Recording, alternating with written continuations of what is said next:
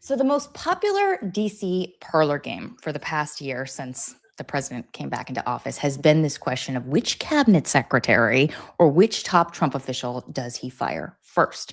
There have been, you guys probably know, a bunch of controversies. There was that early Signalgate controversy with Michael Waltz and Pete Hegseth. There was that hubbub between Sean Duffy, the transportation secretary, and the new NASA chief that roiled some people in the inner circle. There was, I know a lot of you love Kash Patel, but he has had a bunch of controversies himself, a lot of questions about his job. But yesterday, Kristi Noem took the prize, guys. The president fired her and is now going to be replacing her with one of his top MAGA allies on Capitol Hill, who, by the way, is one of the nicest members of Congress. I can say that because I've covered a lot of them.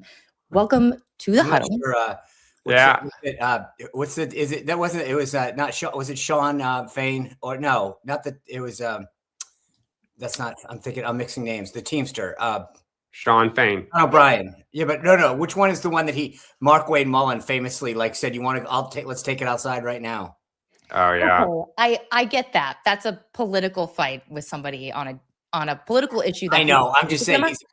The guy's an MMA genuinely is a very nice man. Yeah. I'll just say, because we were just talking about this, the unemployment numbers are not pretty. The expectation was to go up 50,000. They went down 92,000. Whoa. The unemployment rate rose up by 0.1% to 4.4. And I think I just heard they revised the last 2 months down 69,000.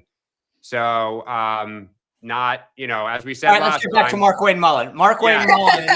Just as January was above expectation, this is below. You can't read too much into one, but that's not going to make people feel good.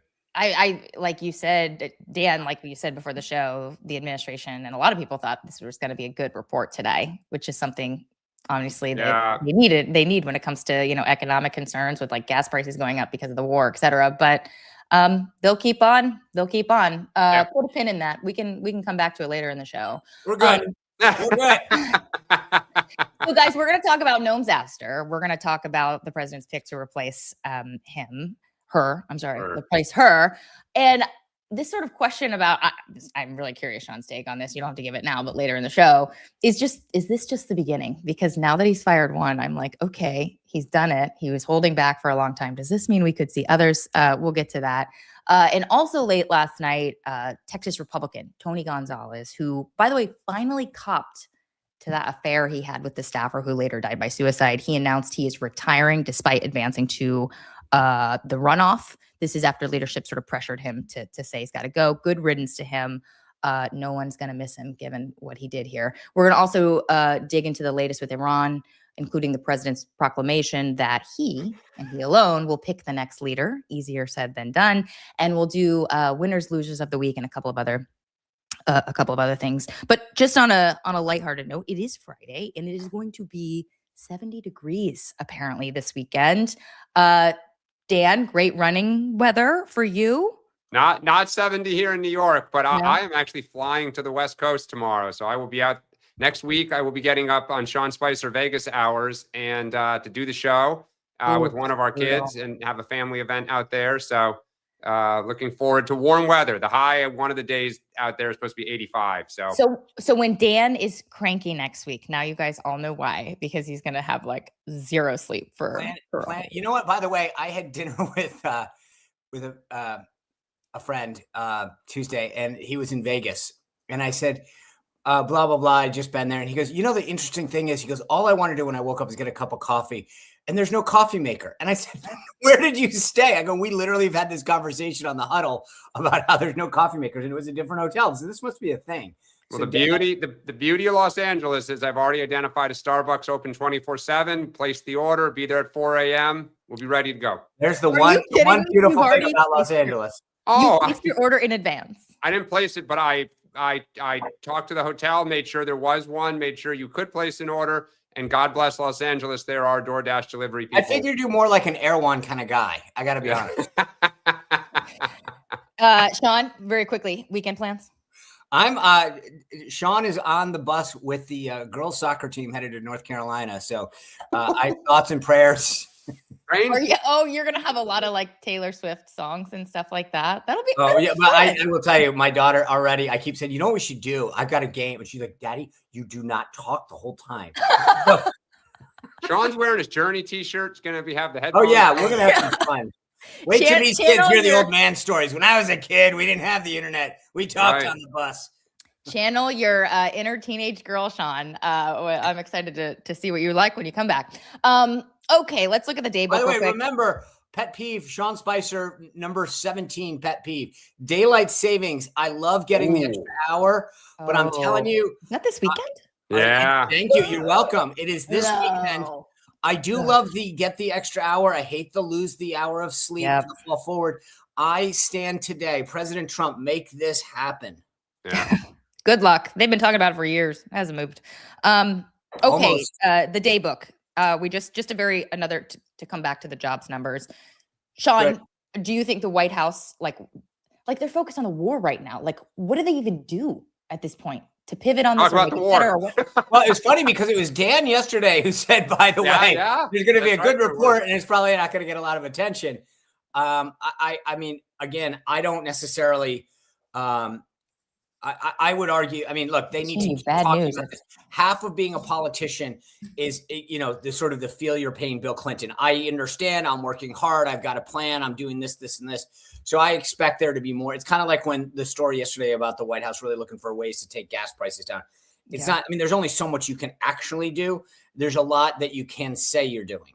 Yeah. Noon, all three alive Democratic presidents are heading to the funeral of Jesse Jackson, Biden, Obama, Clinton. 2:30, the president's going to be meeting with Defense Secretary Hegseth. There's going to be a bunch of defense manufacturing executives at the White House to discuss production. Although I believe Hegseth said yesterday that they don't have a shortage of munitions. That's been something that a lot of people are discussing right now, whether we're depleting a stockpile, that there's going to need to be some sort of emergency. I think Ukraine was what started that discussion. And now the question is, what are we firing? There's a different, javelins versus tomahawks. And so what there may or may not be a shortage of is interesting. Dan, jump in. You were going to say something. Oh, I mean, it's just, it's everything. It's the stuff that's gone to Ukraine. It's the stuff that's gone all over the Middle East. I mean, all of our allies are asking for more Patriots and air defense systems. It's just, this goes to the idea of other people paying for their fair share. Like, it all comes from us.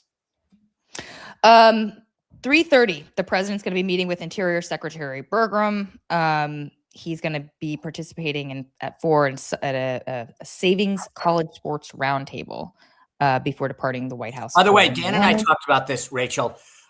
This NIL, college football, like, it is an issue that maybe the one bipartisan issue that you could see some action on that doesn't rise to the level of serious attention.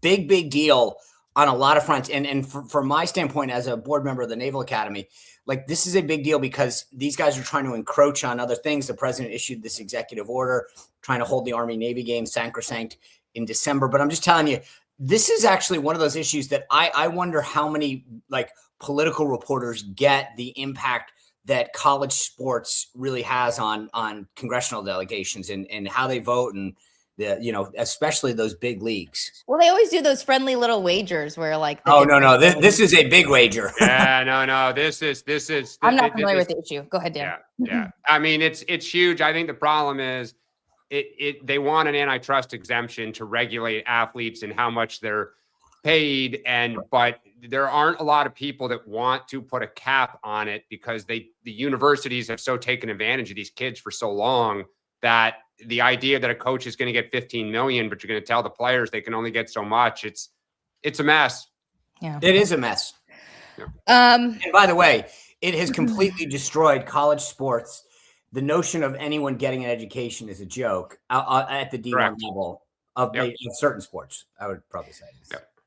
All right, well, we'll keep watching that. So it's Friday, which means if you're a premium subscriber, today you're going to get some special time with Sean Spicer after the show. If you are not signed up, it's $10 a month, $100 a year. Go sign up now. And if you're not signed up, but you want to support the show in another way, go and follow our YouTube channel. Subscribe to our YouTube channel at the DC Huddle. When you're on YouTube and searching any support, it's free. It helps us get more eyes on our show, and we really appreciate that. Let's do a quick word on Cozy Earth. I didn't ask who wants to do Cozy Earth today. Sean, Dan. Sure. I'd love to do it. Yeah. I mean, since we're all getting ready to travel, what better thing to do than put on your Sean, are you going to wear the joggers this weekend at all, either at the games or when traveling or yeah, the game is one thing, although the temperature is interesting. I got to figure out, I'm going to go on Cozy Earth today and see what I can do for shorts, because that's the one thing I don't have, Dan. Shorts from Cozy Earth. I got shorts, trust me. Yeah. But I need to figure that out because it's going to be 70. And I will say on the bus, the joggers, yes. Yeah. But I don't know, like when you get on the plane, I don't know. I'm not sure. Well, that's yeah. I got to go Cozy Earth pants on the plane. There you go. Well, level of etiquette there. As the season warms up here, make sure you get, as we've talked about before, some cooler sheets. If you had bought the heavier ones in the winter, think about the warmer temperatures. Nothing worse than being uncomfortably warm in bed. The candles, the joggers. There are many great things at Cozy Earth. Go check it out, CozyEarth.com, and use the code HUDDLE for up to 20% off. Thanks to Cozy Earth. I need to get some of those joggers. Okay, let's dig in right now. So Kristi Noem out, and it was, as one or more than one, actually, a few Trump officials have said to me, a death by 1,000 cuts. I just want to emphasize here at the top of this that top White House and administration officials, they have wanted her out for months. I mean, they have been upset about her parading around in a cowboy hat and sort of making the department look silly. They haven't been happy with her handling of Minnesota, calling those 2 Americans who died domestic terrorists, accusing Alex Preddy of brandishing a gun when he did not do that. There was the $300 million jet fleet that she was buying for herself, which apparently upset even Russ Vought over at OMB. There were rumors of the affair with Corey Lewandowski. I mean, it goes on. And the one thing it sounds like that sort of kept her in this job was the fact that Democrats were going after her so hard. It made the president feel sympathetic toward her plight, and he stuck with her for a while. But the thing that did her in was her shameless self-promotion during those hearings, during, the campaign ad saying the president knew and approved that she was plastering her face all across the country for $220 million of taxpayer money a year. And ultimately that led to her getting pushed out. The president saw it, didn't like it, pushed her out. Sean, contrary to the reputation, though, that the president has from his apprentice days, you're fired, he doesn't like firing people. And the fact that he did this right now, when we're in the middle of a war with Iran, when there are threats to the homeland, people are concerned about, security here. That just tells you how bad the situation had gotten with Kristi Noem. Well, look, I mean, one, as I said before, when you get on the backside of the wave, it's only a matter of time. Two, there wasn't a lot of goodwill, as you kind of mentioned. That's the problem, is that when you don't, I mean, the one thing I'll say about Kristi Noem on the positive side is she beyond what you had said, she had a record of results on the president's signature issue. Being able to say, Mr. President, the border is closed. Right. No one's coming in, and we're doing it. Like, that probably was the number one. And then I would say number two was Corey being so close to the president probably continued to save her, because he could get access to him to explain what was happening or not, et cetera. I mean, it's a double-edged sword. He was both a help and a hindrance at the same time. But the problem is that, to your point, it was death by 1,000 cuts. Every time you turned around, it was the ads, it was the killings. And when Tom Homan went out there and really showed you can do this, you can achieve results by being mature and statesman-like, et cetera, without being hyperbolic, and then I think her fate was sealed, because it was like, okay, you're not the only one who can do this. The ad thing I still think perplexes me. Number one, you saw the comment last night. The president said, I ran a campaign for less money than this. I know he was joking. Oh, I missed that one. He did a lot of interviews yesterday. Not just that guy's a billionaire. He's got the frugalness When it comes to spending, and I've seen him in the campaign, he'll be like, why can't we get that cheaper? What can we do? When it comes to, I think he really was kind of offended by this. Number one, on the number. Two, to the point that we made, you're running around on ads on Fox News with the Mount Rushmore behind you in a cowboy hat saying, don't come. I actually thought that was more of a Chamber of Commerce ad. I was like, hey, that place looks really nice. Where is it? I'd like to go. Then I don't want to come here. And by the way, I don't think a ton of people who are trying to come in the country illegally are like turning on Fox News to watch Hannity. No offense to Sean, he's a friend. I think they're probably watching Univision and Telemundo, if TV at all. It just, the thing just reeked so bad. And I'll be honest with you. I think if the Dems flip the Senate or the House, but the Senate in particular, I would be very careful if I were, her senior team. So this is exactly where I was going to go with Dan here on this, just very quickly. And can I want to mention here, though, that we learned yesterday that Senator Kennedy did call the White House before he did this, before he trapped her at this hearing, was not waived off. So this notion of an inside job that Sean was mentioning yesterday, totally 100% true. But Dan, there are now suggestions that she lied under oath because the president has come out and said, I did not approve these ads, even though she said under oath that he did. Do you think Democrats will continue to pursue this, if they end up flipping the majorities of either chamber? Oh, yeah. Just go to the Jets. I mean, I've been putting this on X. It's been getting lost in the shuffle.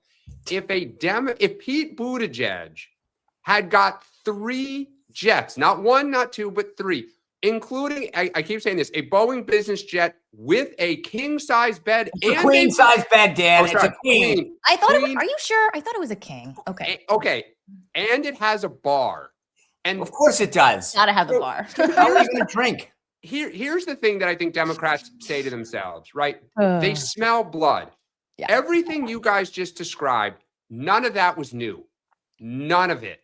Everything has been known about the ad. The ads have been running for months, right? The plane purchases have been documented ongoing. God bless the Wall Street Journal now for months. They acted because they can feel the political heat building about look, their poll numbers are terrible. The war at best is break even. They know they're probably going to lose the House. They're worried about the Senate. It's the political urgency of we got to cut bait and go, right?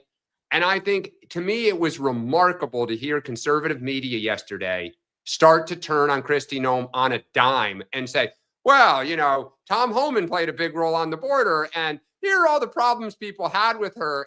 I mean, you're just like, it's like state-run media. You're 100% on board, and then you completely get off board because the king says, that's it, you're out. I know a lot of Democrats are saying, let me just, a lot of Democrats are saying they're going to come after her if they flip the chambers. But they're going to have so much to investigate, Dan. Well, that's going to be the challenge. I just remember during Trump 1, and that was my beat. I covered oversight. And, Democrats, they had laundry lists of everything they want to investigate, and they had to narrow them considerably. I mean, they had dozens and dozens of investigations and document requests. They only ended up really pursuing maybe 6 to 10. Sure, they're going to go after corporate America. They're going to go after the president for this and that and that. And she'll be a has-been by that time. Well, but here's the thing, though, Rachel. The optics, I agree. Terrible. Well, no, but the jets are something that resonate with the average American. It's potent. It's total government waste. Sure. I mean, go back to when Barack Obama, famously after they got elected in 2008, he and Michelle went to New York on a date.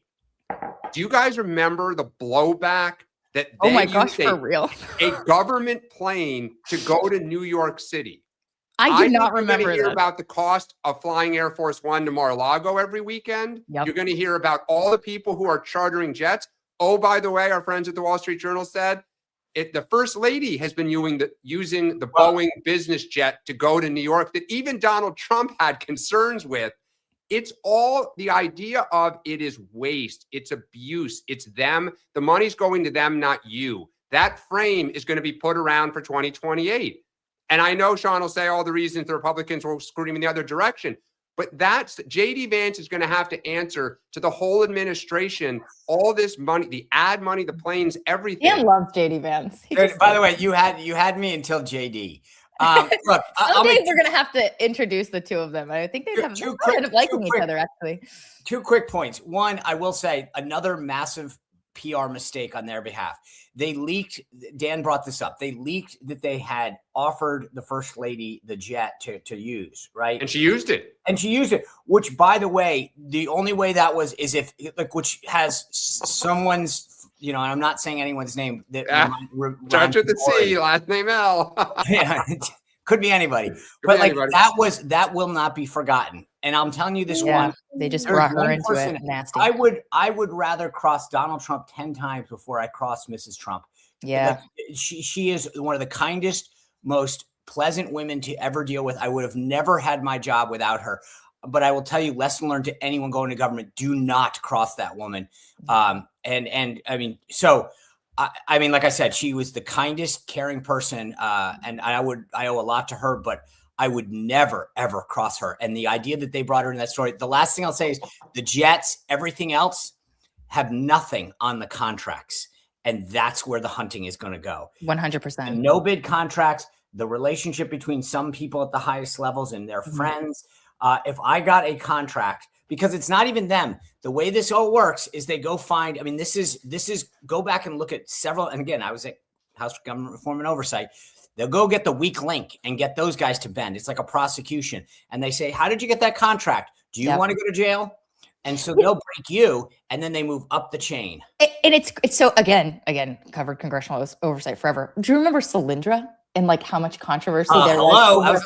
What do you think? Seriously, like it looks quaint compared to what this is. Literally, they narrowed the bidding to like 3 government potential contractors who could win. One of them apparently didn't even have like a headquarters or a website and had just been created days before. They get this contract. Oh, turns out there's some sort of political connection to, you know, Noem's allies. It looks terrible. Totally agree. Okay, I'm told we have a poly market on by the way, the poly market one. You said this at the beginning, and my bad for not flagging this. I'll own this.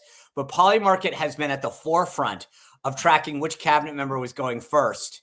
There you go. Wow. I was about to jump on the grenade, and here we go. I was gonna say, so I can't. I wish I could take this and rewind it a week and see what the numbers were, and I'm sure I could if I was on the website, but I can't right here. Okay, so here we go. Kristi Noem first, and then we're looking at who's next. Pam Bondi and Kash Patel. Oh, Tulsi Gabbard. Totally forgot about those controversies too. Sean, now that he has gotten rid of one person, does it make it more likely that he is not going to hold back if he's feeling like he wants somebody else out? Yeah, once you do it to once. I always say, I mean, and please don't no one say that this is like a call to, I have a phrase that people around me know that I use, which is once in a while you have to shoot a hostage, which is to make the point, politically speaking. You have to show people that you're willing to do certain things to prove that you're not just talking. And I think what he did yesterday was show no one is sacrosanct here. If you screw up, if you go off course, we will take care of you. That being said, I don't see anybody who fits that current bill. I think to the discussion that we just had about Noem, it wasn't just one thing. It was multiple things, and then it went over the top, and it was too much. So I think almost everything we talked about with Noem, you could say the same thing about Kash Patel. I was going to say, bring that poly market up. The plain stuff. The story, Sean, about all these people guarding his girlfriend when the own FBI agents are saying it's totally unreasonable. The notion that they've pulled people off of cases, that he fired the people who were investigating Iranian domestic terrorism here. I mean, to me, he cannot have much goodwill left in that building. Okay, maybe not in the building, but there is a huge difference when you talk to, you know, people in the inner circle, people in the White House when it comes to Kristi Noem and Kash Patel. A lot of them think that he was justified in a lot of this, you know, travel spending, like whatever. They think it's justified. Whereas with Kristi, it was always like, oh my gosh, if we could just fire her, we could just get rid of her, get the president to get rid of her. But guys, just very quickly, because we got to move on. Who do you think would be next? And do you think Kash Patel? Okay, so Kash Patel's right now 46% chance that he's I think Kash. One. Sean, I know this is not a question you love, but you got to give me an answer. I mean, I would say, like, the problem is that if you ask me on any given week, it changes. I mean, like 2 weeks ago, I would have said Lutnick, but he's his buddy. He's been below the radar. I look at this list. I mean, I have a tough time, to be honest with you. I mean, seriously, Dan Scavino, there's a greater chance of aliens coming down, abducting everybody, and fighting Iran than Dan Scavino ever leaving. Like, it's just not going to happen. Yeah. I'm going to tell it is. I don't know. I wouldn't put my money down on any of this right now. I don't know. It's a tough call. This week, I think we got it. Let's do it next week and we'll see. I would say Tulsi, but no, again, it's not. She's not rubbing. There's no friction. But the question here is who will leave the Trump administration before 2020? Oh, who will leave? I'm sorry. Oh, okay. I'm sorry. There's a difference between being fired and leaving. Oh, that's interesting. Okay, but different. Let's move on, guys. We still have to talk about Mark Wayne before we move to our next segment here.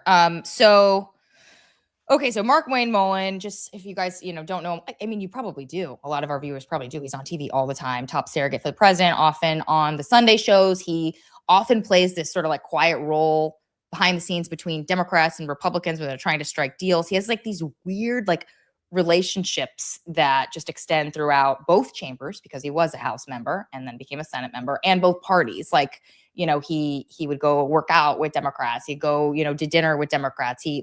He's just sort of got his fingers in everything.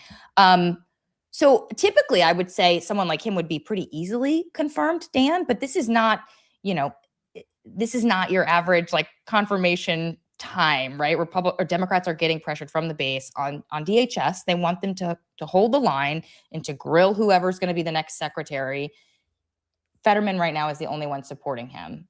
Yeah, other Democrats will. A few others will. He'll get through. But you're right. The days of, no matter, they could put Jesus Christ up and he would not get, more than a few Democrats. It's just DHS is still shut down. They still are irate about ICE, and we'll get to the Democrats on the supplemental. But we got to go. It's so intense right now. Yep.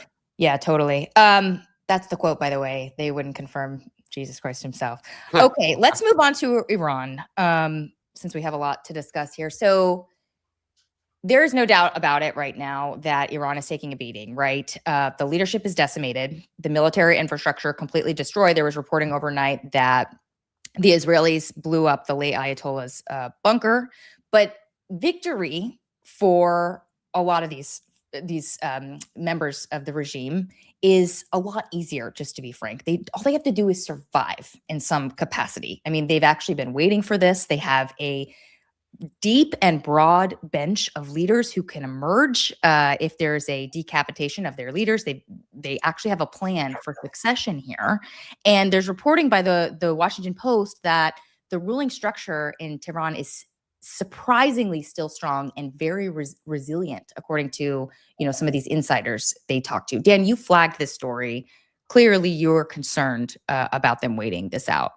Well, I think the question is, it's going to start to boil down to who has more will and patience, because I think, look, it is not a small group of like 5 people and is, we've taken out the top 70 leaders. Well, there's like a couple thousand, and it's a big country, and they are dispersed into the population, into these cities. So as you said, they win if they survive, because we could take out the nuclear bombs and the missiles, but they're going to just start resuming what they were doing prior. Right. At the same time, on our side, you have, we keep saying there's no regime change, but literally we're talking about picking the next regime. You have the employment numbers that just came out today. You have the political problem. Sean and I, we've all talked, like, at best you hold your party, but you're probably not energizing your party. So if the Iranians turn this into a slog of, can you find us all over the country? If we're still talking about this in May, is the United States willing to pay $4 for a gallon of gas and have the president continuously talking about this? This is where it's like, does Trump ultimately declare victory here and get out? So victory is whatever he says it is. So that's a good segue to the president, because he told Axios NBC yesterday that he wants the entire regime leadership structure at least to be removed. He personally wants to select the next leader. Just like, we're not doing regime change, just so you know. I know. Don't call it regime change. Oh yeah, sure. And he told reporters, or I can't remember which reporters, he's still doing the phone calls, by the way, that he has names in mind for a good leader, after previously saying a couple days ago that Some people they identified had been killed by the Israelis. He said now they're taking steps to make sure those people are not killed, and we are watching them. Sean, like, how like this just seems so complicated, because if you want to defect and the president is encouraging people from the regime to defect, come get immunity, come to our side and you won't be killed. But when they pop their heads off, aren't they just going to get blown up? Like, how does this even work? Well, I mean, look, I don't mean to flash back to a few weeks ago. We were talking about this. When you get presented with all these courses of action, the easy part to some extent is taking out the capabilities. I mean, it's very precise. It's here are the targets, fire on them, take them out, right? I mean, both military, government, and then some civilian things like runways and things like that. That's not the hard part. I mean, this is like Iraq Gulf War. I mean, going in, shock and awe is, I mean, I don't mean to undermine the great work of the military, but like that's the planners have been doing this for years, getting ready to whatever the target is, here's what we need to do. And you saw it in both Midnight Hammer and Absolute Resolve, like previously. Like that's the easy part, if you will. The hard part is the what's next. And we talked about this being the issue, that when President Trump was sitting in the Situation Room or the tank and saying, okay, then what? And they all go, yes, that's the right. That's the one question they couldn't answer. General Kane was rumored to talk about this. So I'm just saying, like, this is why, you know, you don't make these decisions lightly, because you can't always answer that second question. I think the other question, though, Rachel, is what are you saying? So we want the Iranian people on board. We want them to rise up, right? What do you think is now happening in Iran? If it's the United States is going to pick our leaders and run our country, for a country that for 50 years has heard we're the devil and evil. Okay, let's say not everyone believes that. But if you walk the streets of Tehran and said Jerusalem and DC are going to pick your leaders, I think they'd say, yeah, we don't like that. So I don't get what I mean, I know what he's doing. It's the Venezuela model. It is the idea of I'll pick it, I'll run it. We'll take the oil. We'll tell it can't go to the Chinese. You can do this. You can do that. Good luck. I mean, really, we're going to run Iran. We should point out just very quickly, Sean, just regime change. We should point out that there has not been, I mean, just a few weeks ago, we were seeing all these people in the streets rising up. I mean, it has been pretty quiet. Like, we haven't seen people out. And it could be because we're bombing. I mean, like, literally, like, why would you want to go out there? But, right. Like, there hasn't been a big defection yet either in the revolutionary. The internet is down. I mean, they're not getting, I mean, part of what, you know, to Dan's point, there's a little bit of fear. Like, I go out in the street, I'm like, gosh. Sure. Two, three, I mean, both in terms of like incoming and then the regime. There was a woman on one of the news stations when I was flicking around yesterday that they had said, we're not going to identify her. And she said, everyone in the regime has a gun and we are all worried that they will kill us. Like, and the thing is, they shut down the internet, so they don't know. So how do we help these people rise up if we're not there, right? I'm not advocating that we need to be there, boots on the ground or anything, but like, this is just why the situation is so impossible, like, so incredibly difficult. Like, how do you look in the history of mankind? The idea of doing it through the air only has not really been successful. I mean, maybe we will, but I also go back to one of the talking points on the right is trust Trump, because look at his track record. The longer this goes, that becomes a harder thing to sell, because the track record has been you're in for a few hours, not days, not weeks, and you're out, right? With victory defined by the end of that day. Right now, they can't. I mean, again, they keep saying no regime change. We're clearly changing the regime. And everyone is saying, when is that going to happen and how are you going to achieve it? And that is the problem. Let's move on, because we still have 3 more topics. Great discussions today, but a lot to get through in the next 25 minutes. So congressional Republicans on the Hill are expecting the White House to ask for supplemental funding for the war. There is reporting that it's apparently about a $2 billion cost a day. There's some suggestion that the ask could be as much as $50 billion for an initial request. Dan, you were texting us about this, and you said you basically had some free advice, which is like, look at history here. That should be constructive for Democrats and how they posture in terms of how they vote on this supplemental. Speak to that. Yeah, I mean, I think what's really remarkable is if you're on Blue Sky or following people on the left, the line is being drawn. I mean, it is very harsh that you 100% absolutely cannot provide funding. And any Democrat who pops their head above water, whether it's somebody commenting or an elected official, the whole hive is coming after them right now. And I think this when you look at 2028, you look at the pressure within the party already over Israel and AIPAC, and now the idea of providing funding for this war. 2006, it was the same thing. Even Barack Obama voted for funding up until 2007. And then the party talked about conditioning money, not cutting it off, but putting strings on it. They're not even talking about conditioning now. It is outright, you must not provide any funding. And I think the problem is the party now is going to risk beginning to look totally unhinged. Look, I'll tell you this. Crazy. I agree. Any Republican that's smart in this campaign, if you guys vote no as a party, that means both DHS and the military you've said no to. Correct. I would construct every ad to paint everyone. You already saw, we talked about this yesterday with Tallarico being painted as a guy who wouldn't stand. I mean, obviously he wasn't at the State of the Union, but the imagery of this is the party that won't stand for America. I have a feeling I'm with Dan. I think the problem right now is the party is in a corner because the base won't allow them to vote for DHS. Totally. It won't allow them to vote for the military. But if you're a Republican, this is your chance to put your foot on the pedal and to say, this is the opposition. Like when we look at what we need to win in the midterms, it's not just what you're doing, it's painting the other side as untenable. And right now, I think what we need to say is this is a party that won't vote for Homeland Security or for the military, regardless of where you are. If you're a Democrat, I mean, again, the old school Democrat and the old school Republican could say, I don't agree with this mission, but I will never not fund the men and women who support who are in our armed services. I will give them every resource. Like I will vote no on the use of military force, or whatever, but I'm going to give them. Yeah. The Democratic Party is crossing a very dangerous line going forward right now. Well, and it goes to the idea of what Trump said in the State of the Union, which is reopening the southern border, right? The party starts to look weak, that we just don't do strength and protection and security. And that frame can start to get sticky if we are hell no to everything. Yeah. And well, by the way, again, I'm not in the business of but if I were back at the RNC, I'd go, first, they wanted to defund the police. Then they wanted to defund the Department of Homeland Security. Now they won't fund our military. Correct. Those are today's Democrats. Vote no, Democrat. Vote Republican. Dial support. And somewhere Roy Cooper's like running for the hills with that message. I mean, it's deadly in North Carolina. John Ossoff in Georgia. I mean, just right. You guys have just given me my idea for my next column. Thank you very much. I will be quoting you both in one of my next Substacks. Can you do it in that voice? Okay, let's move on very quickly. John Fetterman. So the only Democrat, like we said, to come out to support Mullins so far is John Fetterman. He is trolling his own party on not supporting the war. We know he polls better with Republicans than his own party at this point, right? Yep.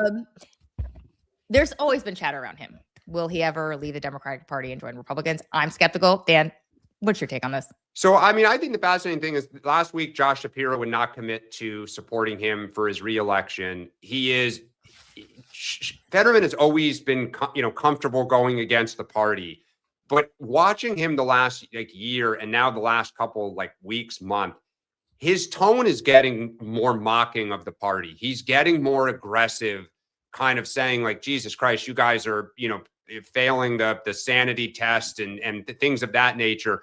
I'm beginning to wonder if he is going to leave the party. Become an independent, though. I guess, but I don't see how he would win if he became an independent. I mean, if the question is who would he caucus with? And I think that's where, I don't know, Sean. I never thought he'd leave. I thought it was silly. I now wonder. But wait, can I just say, if he goes to the Republican Party, though, all of a sudden he's not as loved. The reason he is so loved on the right is because he's a Democrat who's, speaking the truth and telling the party to go shove it. Like, if he becomes a Republican, all of a sudden he's a rhino. Yes. And that's the thing, is that he is Joe Manchin of this cycle. He is not he is loved by us because he hates his party. He's not loved by us because he actually supports Republican principles or America First objectives. So the second that he flips over, we'd say, "Oh, well, are you pro-life?" No. Okay. I mean, you go down a litany of issues, and he fails the test. So we love him because of what he craps all over the Democratic Party and its leadership. I think that's the line, though. I don't want him in my party. I want him to stay exactly where he is. Seriously, you would not want him. I mean, would you want? No, I want a hardcore conservative in Pennsylvania. I want a partner to Dave McCormick that actually will vote for. Like, if he flipped over, he'd be the same guy he is now, which is you get the same version, which is I think my party's weak on these things. Here's what I don't want. You don't want Susan Collins or Murkowski or no. There's a big difference in Pennsylvania. We can win or win a race. Murkowski, sure, she should go. Collins is the only Republican that can win in Maine. Murkowski, though, you could get a real Republican in Alaska. All right, guys, let's do winners, losers, and what we're watching. Let's start with winners. Dan. All right, my winner, we haven't said this in probably a decade. It is the neocons. To see Condoleezza Rice on Fox News talking about it's like, welcome back all the neocons. They are having a moment talking about finishing the job in the Middle East. I never thought I'd see it in the Trump By the way, what's so beautiful, I'm glad you brought this up, Dan, because what I think is funny is that yesterday somebody was like, even Mitch McConnell voted for a guy like Trump who is getting crapped on for doing all this. It's amazing how many people who don't like Trump that are saying he's doing the right thing. Yeah. It's just so good on you. I'm actually going completely out. Dan, I don't know who you're flying out to LA, but yesterday, I think it was United Airlines put out a new policy that said that you must be wearing headphones. I am 100% making them my winners for this. I cannot. It is number 4 on my pet peeve list. Anywhere you are, I was walking in a hotel or a restaurant / within a hotel on the way to Journey the other day, and this woman sitting there having a speakerphone conversation. Unacceptable. I'm with you. So United Airlines banned playing anything that you don't have headphones on. Good for them. Lead the way. Everyone else should be wearing headphones in America. Headphones and keep your shoes on. That is the other. I cannot stand people take their shoes off, put their feet up on that. It's like, unacceptable. I might be the mother who allowed her toddler to listen to some Bluey very quietly on the plane. No. There is no very quietly on a plane. I agree. You try to keep headphones on a 3-year-old. It's not easy. Hey, I don't want to hear Bluey. I've heard it enough. Sorry. No Caillou, nothing. Okay, my winner for 2 reasons is actually Chris Lasafita this week. This is former president's former co-campaign manager, worked very closely with Susie Wiles to get the president reelected. He backed John Cornyn. Everybody thought Cornyn was gonna, trail Ken Paxton by a long shot. He actually beat him by a small margin. And now there's reporting that the president's going to endorse Cornyn, although he hasn't yet. So, the put a pin in that. The other reason he's my winner this week is because his most loathed government employee is now out, and that is Corey Lewandowski. Corey was brought into the fold during 2024 during the campaign by the president, tried to elbow Lasavita out, got really ugly. Didn't just try to elbow one out, accused him of basically stealing money from the campaign to pad his own coffers, which in Trump world, Sean, correct? Rule number 1. Well, that was the own thing, money. It got really ugly, and I had this scoop at the top of Playbook right after the president won re-election about Corey Lewandowski going up to Chris Lasavita trying to make peace and saying, congratulations, and Lasavita basically said, F you, and get away from me. Anyway, so good week for Lasavita. Can I say this? Look, I will say this. I will agree with you if it's winners of the week. I will just say this, and I may have had this conversation with Chris at the time. Trust me when I tell you that I'm trying to think of the most polite way to say this. Both sides play the long game. No. I will just say this. If you've looked at Corey's history over 10 years, they always say that after a nuclear war that cockroaches survive. I'm just saying they both play the long game. This is not he will be. Trust me when I say this. No matter how much that guy, he will be back. And on the on the former. The one thing I've talked to since Tuesday, there isn't a MAGA person in the Texas world.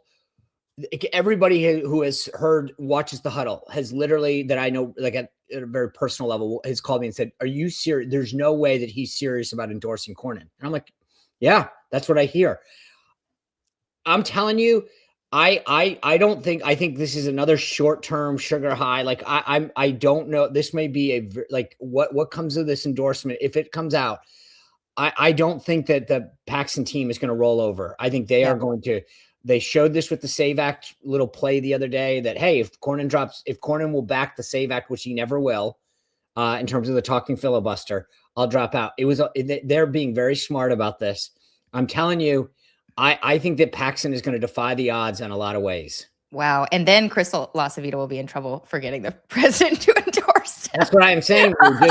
Remember to put a pin in this conversation. We got what to watch for. Let's save some of this here. Yeah, okay. Might be the winner of the week. We need winners still. Yeah, winners still. Oh. No, John said his winners.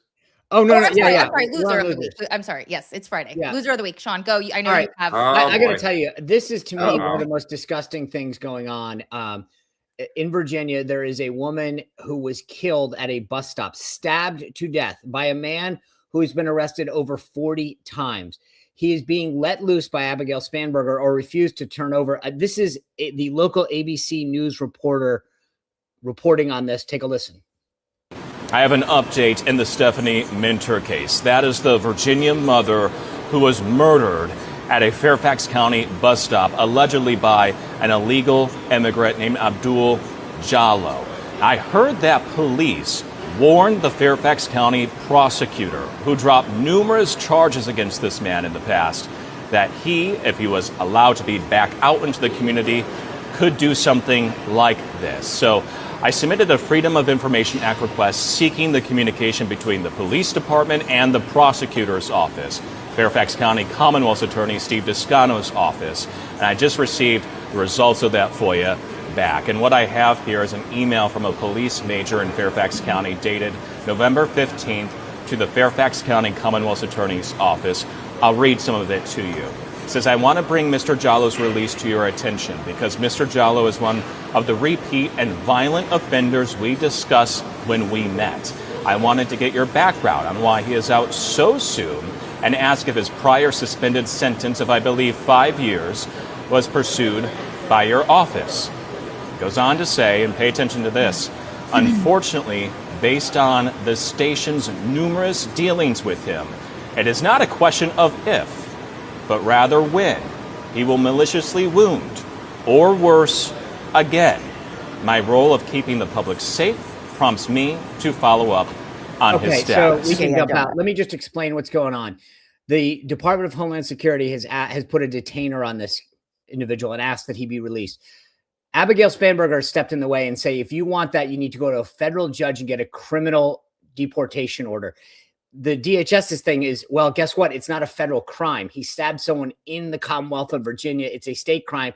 The federal judge has no jurisdiction. And Spanberger said, well, until you come to me with a federal deportation order, I am not releasing him over to ICE. 40 arrests, stabbed a woman at a bus stop, and Abigail Spanberger will not sign off on this. Early voting starts today in the redistricting case. Say no to Abigail Spanberger. Go out and vote. This needs to stop. Sean, you turned this into a campaign ad. My goodness. I will say I live in Fairfax County. It's terrifying. And this is an issue that, like, I just wish this should not be a By the way, I love in the chat, one guy says, Sean Spicer is lying. I'm like, lying? That was the ABC News report. What am I lying about? Well, I think that the fascinating thing on a more macro level about Spanberger is that, there have been all these attacks, right? Sean has talked about some of the legislation in the state about tax increases, the story about was it Boeing is Lee or not Boeing, but who is it? Boeing is leaving. Boeing's leaving. And Spanberger's kind of taking it. She is interestingly not really fighting back against this. And Michael LaRosa, who watches his show sometimes, has been documenting, like, what are you doing? You are not standing up for yourself. I think they believe some of this won't stick, but my gosh, something at some point is, and it's for someone who they talk about as president or vice presidential material. We talked about Josh Shapiro not standing up for himself during the VP vetting. She's taken a lot of incoming, and I'd be concerned if I were her. Dan, the thing that's fascinating to me, to your point, like, I try to, she can't run for re-election because Virginia doesn't allow it. So I just figure she's positioning herself to the far extreme left. But to your point, what I find odd is that she's not out there championing it. She is between the tax increases, the redistricting, and keeping people who kill people on the streets. Why not go out there and be the champion of the left then for all these leftist causes, as opposed to sitting in Richmond and hiding? Loser, Dan. My loser is Josh Shapiro. The response of the party on Israel and the volume that, it's going to 11 on the funding. We've always talked about, can a Jewish, American become the Democratic nominee in this environment? I feel like the bar is getting higher for Shapiro right now, given the just watching how unhinged the party is. He's going to have to really figure out a strategy to deal with this. My loser is Kamala Harris for endorsing Jasmine Crockett and showing how much juice she does not have. Okay, maybe if her team was advising this, that shows she doesn't have a good team with a good I know where Dan's going, by the way. I don't know, because here's the thing.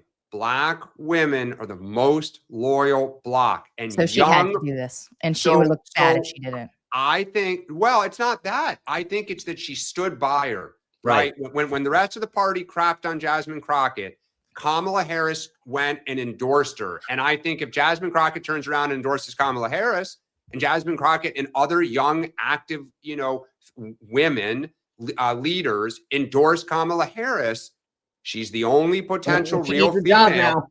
I see the logic, because the people who are laughing at her were the people who were laughing at her before she did this anyway. Yeah, so good point. What we're watching very quickly. I'm watching Texas. Yeah. I think Trump's going to say something tonight, Friday night. You kind of try to bury it a little. And Sean took my thunder. I'm watching the Paxton response, because I don't think he's getting out, and I think he believes there's a path. Agreed. I'm glad Dan brought that one up, because I'm watching two things. One, Navy won last night in its basketball quest to be Patriot champions. They might go to the big dance this year. Go Navy. Sunday night's the next game at 2:00. But the big thing I'm watching, and it won't break this weekend, the case, I think it's New Mexico, against Meta and Mark Zuckerberg testified yesterday, and I think the day before. This is going to be monumental in whether or not social media companies are held accountable for the damage that they've done.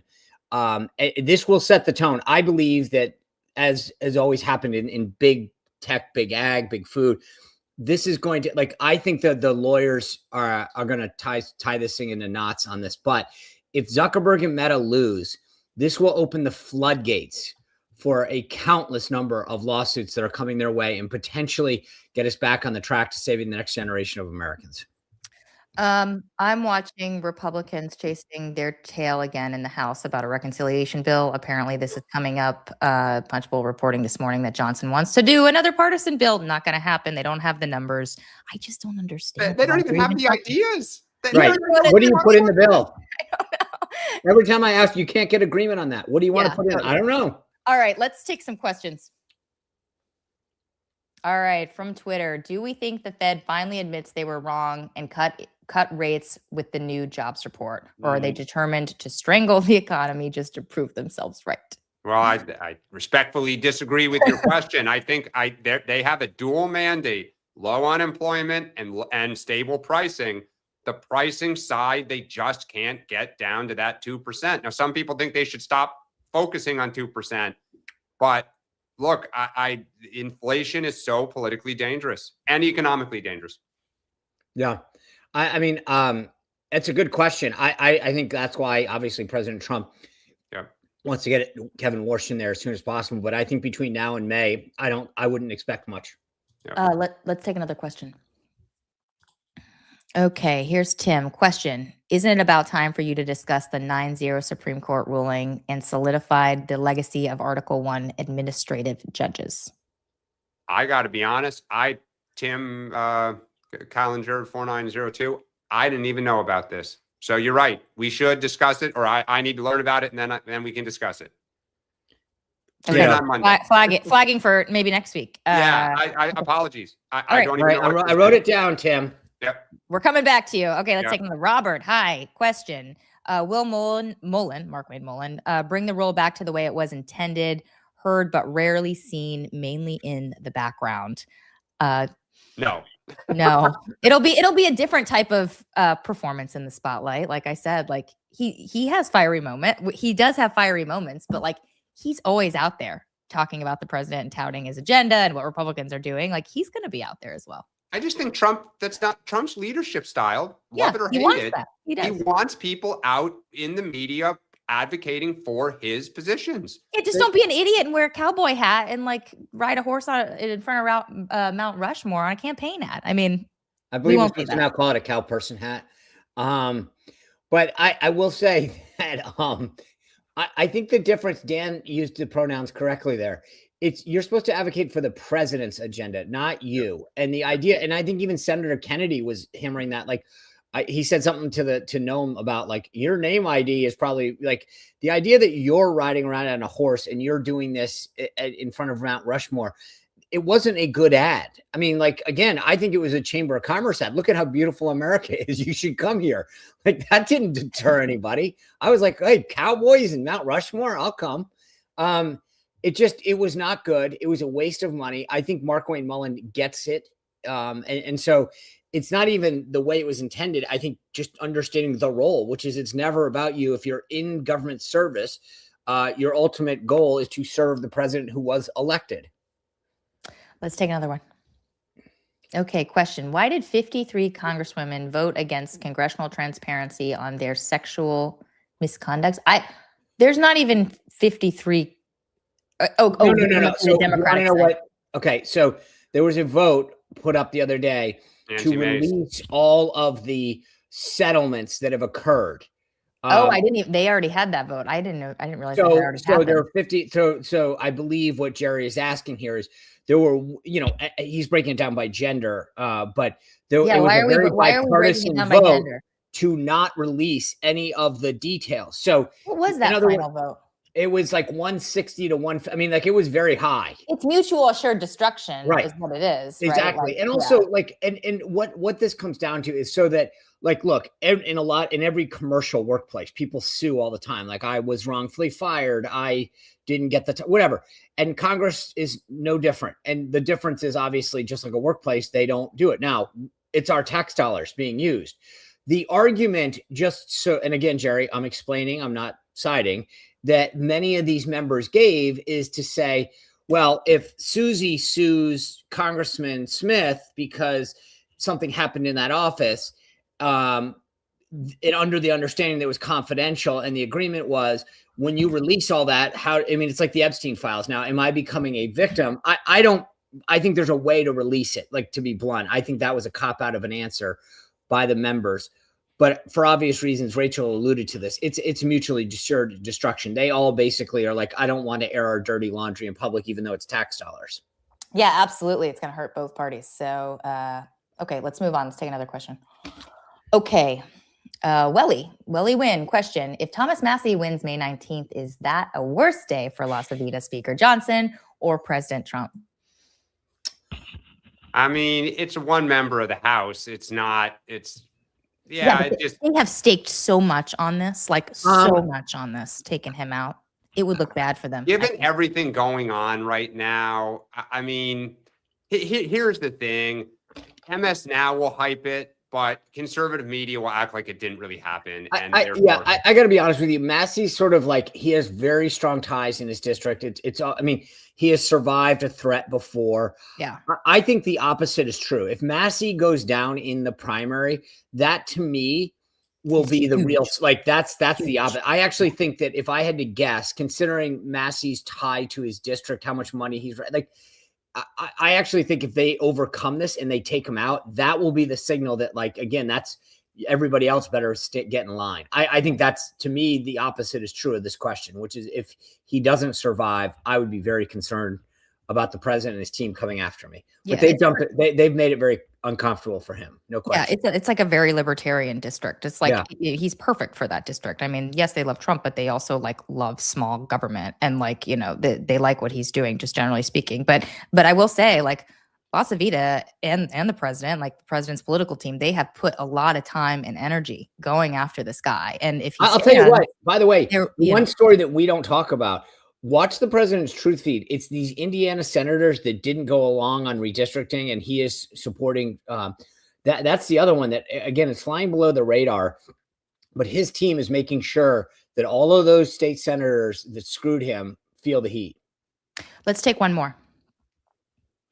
Okay, thoughts on Cuba siege. Will we see refugees on rafts washing up on Miami shores before we allow them to have fuel again? I mean, for those who haven't seen it, Trump's starting to become more and more public about what they want in Cuba. And look, it would be an amazing thing, from John Kennedy to, Joe Biden. No one's been able to dislodge the regime there. It's 90 miles off our coast. It basically used to be Las Vegas in the Caribbean back in the 30s, 40s, and 50s. If they can do it without bloodshed, U.S. bloodshed, great. But, oh, man, it's another country. We're talking about regime change. We are. Well, I'll tell you two things. One is I played a clip on my show last night of Marco Rubio talking about regime change in Iran in 2015, how he has been on this. You want to talk a guy that is he could probably go back. How old's Marco? 54. I think since that guy got out of the cradle, he's been talking about regime change in Cuba. Definitely. So I think that having him in your ear, but the key part to this question that I think is interesting is, will we see refugees washing up on the shore of Miami? Totally. That's the key. Those guys, that freaks out a lot. You talk to the people in Miami-Dade County, this is a big deal. I mean, what happens? Do we rush 20 billion into Cuba to stabilize to prevent that? Now you're asking for, 40 billion for Iran, 20 billion just went to Argentina in a bit. You see the campaign ad starting to get written. Yeah. By the way, I'm going to tell you this. The one thing that doesn't get noticed, we always talk about, Cuba has a very specific immigration policy, wet foot, dry, yes, they do. Wet foot, dry foot. They step on shore. The law says they get to stay. So there you go. Something to watch. Okay, we're out of time. Sean, what do you have coming up? Something else to watch tonight at 6. John Solomon joins us, and I've chatted with John. I'm going to tell you this right now. Potential bombshell coming your way tonight at 6 about an upcoming investigation involving the FBI. Ooh, there's a tease. All right. There was something else I was going to say. Yes. Guys, don't forget, if you're a premium member, Sean is going to be on right now. So jump off, look for the Zoom link. You should have it in your inbox, and he will keep taking your questions. We will see you guys on Monday. Have a good weekend.